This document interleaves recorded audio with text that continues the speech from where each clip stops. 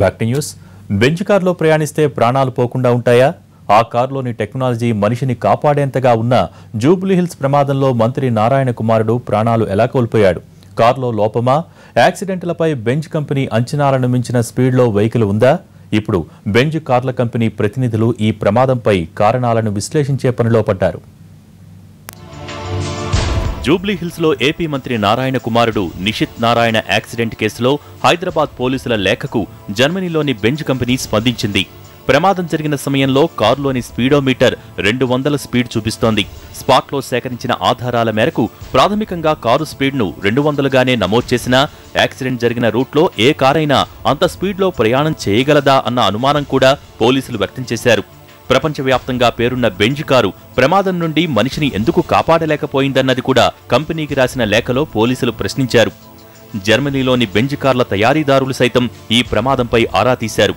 ఇప్పటివరకు 300 వరకు Mercedes Benz కార్లకు పెద్ద పెద్ద ప్రమాదాలు జరిగినా ఏ ఒక్క యాక్సిడెంట్లోనూ మనుషుల ప్రాణాలు పోలేదని, జూబ్లీహిల్స్ ప్రమాదంలో ఇద్దరు ఎలా చనిపోయారన్న దానిపై కంపెనీ సైతం విస్మయం వ్యక్తం చేస్తూ యాక్సిడెంట్కు గురైన నిషిత్ బెంజ్ కారును పరిశీలించాలంటూ ఆదేశించడంతో పాటు హైదరాబాద్ పోలీసులు లేవనెత్తిన ప్రశ్నలకు సమాధానాలు సిద్ధం చేయాలంటూ బెంజ్ కంపెనీ వారి టెక్నికల్, లీగల్ ఎక్స్పర్ట్స్ ను ఆదేశించింది. దీంతో జర్మనీ నుంచి 2, హాంకాంగ్ నుంచి 2, మద్రాస్, ఢిల్లీ, పూణేల నుంచి మరో 6, మొత్తం 10 మంది టెక్నికల్ ఎక్స్పర్ట్స్ తో కూడిన బృందం 2 రోజుల క్రితం హైదరాబాద్ చేరుకుంది. జూబ్లీహిల్స్ లో ప్రమాదం జరిగిన మెట్రో పిల్లర్ ను పరిశీలించి కారు ప్రయాణం చేసిన మార్గంలోనూ బెంజ్ కంపెనీ ప్రతినిధులు 3 సార్లు ప్రయాణించేశారు. తెల్లవారుజామున యాక్సిడెంట్ జరిగిన టైంలోనూ బెంజ్ కంపెనీ ప్రతినిధులు ఆ టైంలో ఎంత స్పీడ్గా కారు వెళ్లే అవకాశాలున్నాయన్నది కూడా పరిశీలించారు. బెంజ్ కంపెనీ తమ కార్లను తయారు చేసే సమయంలోనే ప్రమాద తీవ్రతను టెస్ట్ చేస్తుంది. 80 కిలోమీటర్ల స్పీడ్తో ప్రమాదం జరిగితే కారుకు ముందు భాగంలో ఉన్న చేసిస్ వరకు కూడా దాని తీవ్రత ఉండదు. 100 స్పీడ్ దాటి ప్రమాదం జరిగితే చేసిస్ భాగానికి యాక్సిడెంట్ తీవ్రత చేరుతుంది.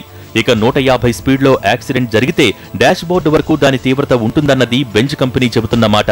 మరోవైపు చేసిస్ భాగాన్ని ఛేదించి మరీ జరిగే అతిపెద్ద ప్రమాదాల టైంలో సీటు బెల్ట్ పెట్టుకోకపోయినా ఆటోమేటిక్గా ఎయిర్ బ్యాగ్స్ ఓపెన్ అయ్యే అత్యాధునిక టెక్నాలజీ కూడా ఈ కారుకే ఉందంటున్నారు బెంజ్ కంపెనీ ప్రతినిధులు. నిషిత్ నారాయణ యాక్సిడెంట్కు గురైన బెంజ్ కారును బోయినపల్లిలోని బెంజ్ సర్వీసింగ్ సెంటర్లో 10 మంది కంపెనీ ప్రతినిధులు గురువారం పరిశీలించారు. శుక్రవారం మరోసారి పరిశీలించాక ప్రమాదంపై కారణాలను కంపెనీ యాజమాన్యానికి తెలియచేసి ఆ తర్వాతే పోలీసులకు రిప్లై ఇవ్వనున్నారు.